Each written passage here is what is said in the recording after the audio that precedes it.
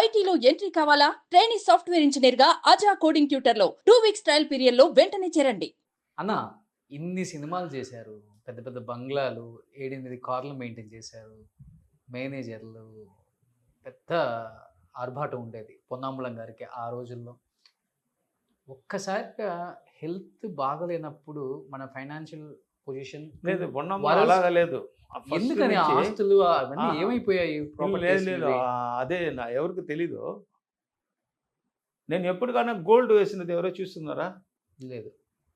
ఇన్ని వరకు గోల్డ్ నేను వేసుకోలేదు. నాకు డబ్బు వస్తుందంటే ఎవరెవరు కష్టపడతారో అందరికీ ఇస్తాను. కాలేజీలో రాసుకున్నారు కదా వాళ్ళకు ఫీజు, ఎవరు అమ్మ అప్ప ఎవరో చచ్చిపోయినా వాళ్ళకి మ్యారేజ్ పెద్ద పెద్ద పిల్ల అయిపోతారు కదా వాళ్ళకు அதுக்கு இஸ்தாம். ఎందుకంటే ஆண்டவன் வந்து நீ హెల్ప్ பண்ண உனக்கு డబ్బు கொடுப்பார். మీరు ఎవరెవరికి హెల్ప్ చేశారో అంత அளவுக்கு డబ్బు ఇస్తాడు ஆண்டவன். அந்த அளவுக்கு இப்போ நான் ஸ்டார்டிங்லேருந்து வந்தது என்னன்னா என்னோட ஃபேமிலியில் மொத்தம் 9 மேரேஜ் பண்ணி கொடுத்துருக்கேன். 9 மேரேஜஸ். 7 மேரேஜஸ் வந்து பெருசு. எந்த நான் பிரதர்து, இன்னொரு பிரதர்து, விஜயா, ரமணி, பாக்கியம், உமா, இனி 7 மேరేజెస్ పెరియ మ్యారేజ్ பண்ணிருக்கேன். இப்போ நம்ம సంపాద్యం ఒక 10 lakhs వస్తుందంటే ఒక మ్యారేజ్, ఇంకా 10 lakhs వస్తుందంటే இன்னொரு మ్యారేజ్, ఇలాగా 7 మ్యారేజెస్. இப்போ நம்ம லைஃப் 10 years நம்ம హార్డ్ நல்ல స్పీడ్. అంతవరకు నేను ఆడమంట వేండదు நம்ம ఫ్యామిలీ. ఫస్ట్ చెప్పాను కదా నేను ఎయిర్ ఫోర్స్లో ఉన్నప్పుడు ఫ్యామిలీలో ఎకనామిక్ ప్రాబ్లం. అందుకే నేను ఈ ఫీల్డ్లో వచ్చి ఫైటర్ ఆచి அதுக்கப்புறம் మాస్టర్ అయ్యి సోలో ఫైట్లా చేసి డబ్బు నల్ల బాగా సంపాదించాను. వీడు అలా ఆయన తర్వాత 3 ఫిలిం చేశాను. అదిలిపోయింది. ఆయన తర్వాత ఇప్పుడు లాస్ట్ ఫిలిం ఇప్పుడు చేసి హాఫ్ దాంట్లో 50% ఉంది. అది నాకు ఐడియా లేదు. ఇప్పుడు ఫస్ట్ నుంచి స్టార్ట్ చేస్తాం అని ఇప్పుడు ஸ்டார்ட் చేస్తాను. இதெல்லாம் நடந்து முடிஞ்சதெல்லாம் ஒன்றும் இல்லை. நீங்கள் எவ்வளோ పైసా வச்சுருந்தாலும் డబ్బు ఎంత మీ దగ్గర ఉందనో అది యూస్ అవ్వలేదు. మంచి సహాయం. అదే మీరు అప్పుడు హెల్ప్ చేశారు కాబట్టి మీకు ఇప్పుడు చిరంజీవి గారు సహాయం. ஆண்டவன் நம்மளுக்கு இது பண்ணுறாரு. ఆండవన్ சொல்கிறேன் நீங்கள் టోటల్గా எல்லாருக்கும் హెల్ప్ பண்ணுங்க. ఇప్పుడు నా ఫ్యాన్స్ దగ్గర ఏం చెప్తారంటే వీడు అంటే నువ్వు చూడవద్దు, ఎవరు కష్టపడతారో హెల్ప్ చేయండి, మీకు ஆண்டவன் காடு உங்களுக்கு ஹெல்ப் பண்ணுவார். அது நான் பார்த்துட்டேன். அந்த ஆண்டவனை எப்படி பார்த்தேன்? எனக்கு சிரஞ்சீவி சார் மூலியமாக பார்த்தேன். இந்த பணம் வச்சுட்டு எங்கேயும் போக முடியாது. అందరూ చచ్చిపోతారు. డబ్బు ఉన్నవాడు కోటి ఉన్నా వాళ్ళకి టైం అయిపోయిందంటే పోతారు. అది డబ్బు ఉందంటే అది ప్రయోజనం ఏంటి? ఇప్పుడు చిరంజీవి గారు నాకు ఇచ్చారు కదా అదే ప్రయోజనం. వాళ్ళు ஆண்டவன் வந்து ஃபேமிலியை நல்லா வச்சுப்பார். இதுதான் பண்ணணும். சும்மா காசு வச்சுக்கிட்டு என்ன பண்ண போகிற? చిరంజీవి గారి மாதிரி இருக்கணும், எல்லாரும் இருக்கணும். బట్ అలా ఉన్నప్పుడు కూడా మనకు కొన్ని ప్రాబ్లమ్స్ కూడా వస్తాయి. పొన్నంలో ఉన్న మీ లైఫ్లో నా లైఫ్ మీ సొంత అన్న డబ్బు కోసం మీకు స్లో పాయిజన్ ఇవ్వడం స్టార్ట్ చేశారు. బీర్లో, ఫుడ్లో. నిజమా కాదా? అదే నిజం. ఏంటి అసలు ఆ స్టోరీ ఏంటి అసలుకి? నాకు తెలియక ఎవరో చెప్తే. అది ఏంటంటే వాళ్ళకు బాంక్రో హోటల్లో మ్యారేజ్ నేనే చేశాను.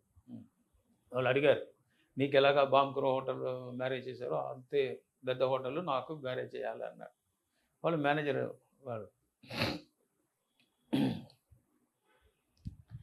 అది దాని ఇంట్లో ఏమో జరిగిందో నాకు తెలీదు. వాళ్ళు ఒక టైప్ మారిపోయారు. ఎందుకంటే వాళ్ళు కూడా సినిమా ఇండస్ట్రీ. ఇంతవరకు వాళ్ళు ఒక వీడు కారు ఏం తీయలేదు. నేను అప్పుడు ఘరానామూడి చేసిన తర్వాత 3 ఇల్లు, 3 houses, 3 ఇల్లులు కొన్నారు, 7 కారు బందా హెవీగా. అప్పుడే వాడు ఇది అయిపోయింది. ఏంటా ఇది, నేను ఇంతవరకు నేను ఫీల్డ్లో ఉన్నాను, ఇంత సంపాదించలేదు, వీడు ఇప్పుడే వచ్చారు ఇంత డబ్బు తీశారు అంటే అమ్మ వేరే, అప్ప ఒకటి. ಅವರು 3rd వైఫ్ సన్, నా 4th వైఫ్ సన్. నాన్నకి 4 పెళ్ళిళ్ళా? ఓకే. అంత కాంపిటీషన్. என்னடா இது நமக்கு பின்னாடி பிறந்த பையன் అంటే నాకు తర్వాత నా తర్వాత పుట్టిన అబ్బాయి. ఆ అబ్బాయి ఇంత డబ్బు సంపాదించారు అని వాళ్ళ ఇల్లులో మా వైఫ్ అవరెల్లా சேர்ந்தது. అప్పుడు ఏమో మిస్టేక్ అయిపోయింది, ఏమో అది. దాని ముందుకు నన్ను చిన్నపిల్లలు అప్పుడు వాడు హెల్ప్ చేశారు నా ఫ్యామిలీకి హెల్ప్ చేశారు. అందుకోసమే నా అమ్మ ఏం చెప్తారంటే, రే వింటా ఎల్లారూ మిస్టేక్ பண்ணுவாங்க, అందరూ మిస్టేక్ చేశారు. మిస్టేక్ చేయలేకపోతే మనుషులు లేదు, మృగంగా ఉండు కదా అనిమల్స్, వాళ్ళకి తెలీదు నేను మిస్టేక్ చేస్తానా లేదా అని. మిరుగం ఉంది కదా అనిమల్స్కి తెలీదు, మనుషాలకు మాత్రం తెలిసింది. நான் நல்லது பண்ணுறேன், நான் మిస్టేక్ பண்ணுறேன் అన్ని మనుషాలు మాత్రం తెలిసిపోతుంది.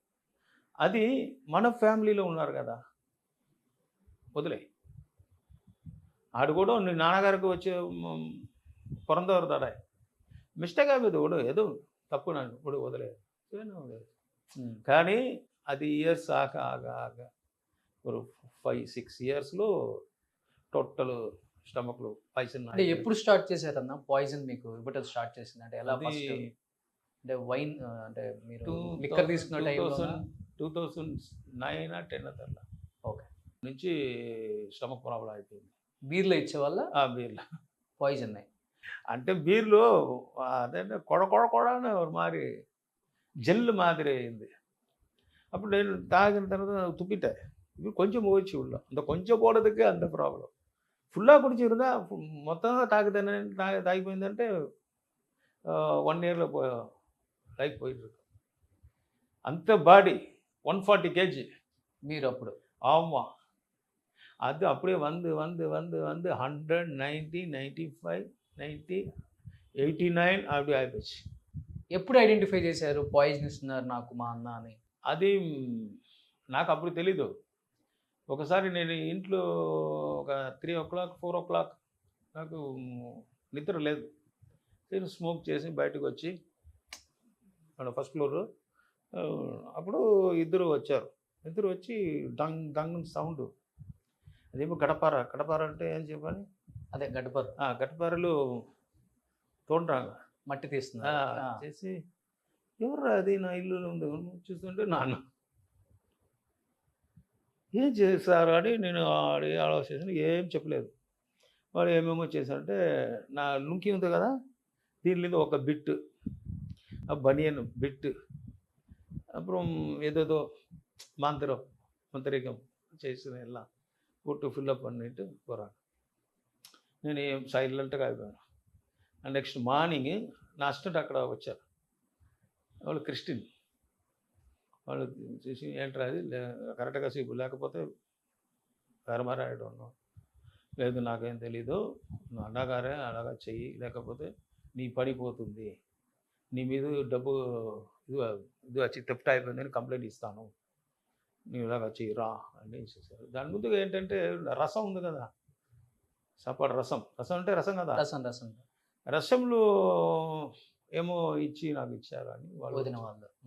ఎంతో రోజులు అలాగా ఇలా నేను 3 times ఇచ్చాను, వాళ్ళే ఇచ్చి పౌడర్ ఏమో ఇచ్చారు, దాన్ని వేసి ఏంటో அது மாதிரி பண்ணுறேன். துரோகம் இல்லைடா, நான் தானே சாப்பாடு போடுறேன், வயிற்றுக்கம்மே பண்ணலாமா? இல்லை சார் என்ன பண்ணுறது, அவர் பிரதர். அப்போ பிரதர் இன்னும் கம்ப்ளைண்ட் பண்ணி நம்ம அம்மாக்கார்கிட்ட இந்தம்மா இந்த மாதிரி பண்ணியிருக்காருன்னு சொன்னால், அப்போ அம்மா கேட்டாங்க. அப்போ சாரி கேட்டார்.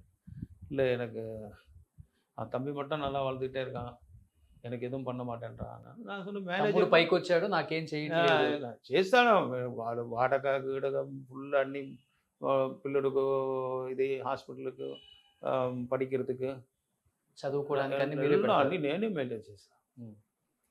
అన్నీ చేసిన కూడా వాళ్ళు తర్వాత చూసాము, నా ఇన్సూరెన్స్ కూడా నా మీద లేదు, అది గ్యారంటీ అవరికి పోదు, నా అమ్మ పేరు లేదు, వాళ్ళ పేరు వేశారు. అంటే ఒక ఐటీ రైడ్ వచ్చింది, దాంట్లో అప్పుడు నా బుక్స్ రికార్డ్స్ అన్ని తీసి అట్ట పెట్టారు, ఇచ్చారు. IT income tax. నేను మ్యారేజ్ చేశాను కదా అందరికీ, సిస్టర్స్కి. అది అక్కడ ఏం చెప్తారంటే ఇన్కమ్ ట్యాక్స్లో అది మ్యారేజ్ చేసినా కూడా అదికి నీ ట్యాక్స్ కట్టడం అంటారు. సార్ నేను కష్టపడి ఫ్యామిలీ సార్, నేను కష్టపడి కింద పడిపోయి సంపాదించే డబ్బు సార్, నేను అలాగా ఏం తెప్ట్ పని ఇది పడలే తిరగలే, ఇది కష్టపడి సంపాదించే సార్, ఫుల్ నా బ్లడ్ సార్. నేను కట్టనురా డబ్బు ఇన్కమ్ ట్యాక్స్. అది ఫుల్ என் బ్రదర్ அந்த నోట్ ఉంది కదా, number 2 note, number 2 accounts, number 2 account అది ఇచ్చారు ఇక్కడ ఇన్కమ్ ట్యాక్స్ ఆఫీస్. అప్పుడు ఆర్గ్యుమెంట్ అవుతున్నప్పుడు వాళ్ళు సార్ మీరు ఎంతెంత ఎక్కడెక్కడ మీరు డబ్బు తీశారు నాకు తెలుసు అని, అది గిఫ్ట్ వచ్చిన డబ్బు కూడా వీడు రాసి ఇచ్చారు. అది మొత్తం పనిష్మెంట్ నేను డబ్బు కట్టి ఇది பண்ணேன் ఇన్కమ్ ట్యాక్స్. அதிலே எனக்கு மைண்ட் அப்செட் ஆச்சு. இப்போ பிரதர் நம்ம அழகாக செய்யக்கூடாது కదా, నాకు తెలియదే అని ఒక ఇది போகிறார். அது இன்சூரன்ஸ் மேட்டரு அண்ட் இது பணம் இதாச்சு. சரி எல்லாரும் ஆண்டவன் என்ன பண்ணா ஒன்றும் பண்ண முடியாது. என்ன பண்ணாலும் உயிரோடு இருக்க போகிறாரா? இப்போ நான் உன்னை கொலை பண்ணால் நான் உயிரோடு இருக்க పోరానా?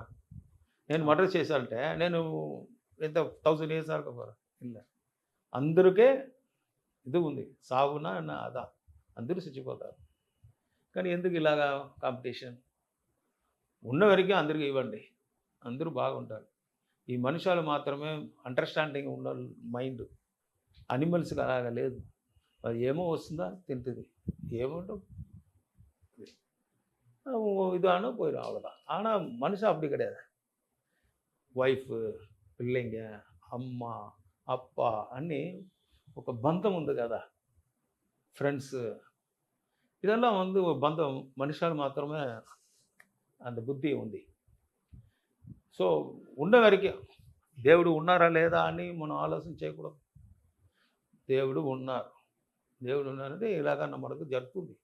ఈ లోకం జరుగుతుంది కదా, ఏమో ఒకటి ఉంది కదా, మనం డైరెక్ట్గా చూడలేదు. కానీ ఎలాగ చూడాలి? శివజీ గారు ఉన్నారు కదా, ఇప్పుడు నాకు హెల్ప్ చేశారు కదా, ఇలాగా చూస్తారు అందరూ. దేవుడు ఎవరు డైరెక్ట్గా பார்க்க முடியாது. ఎప్పుడు మనిషి కష్టపడి టైంలో ఎవరు హెల్ప్ చేస్తారో అవరే దేవుడు.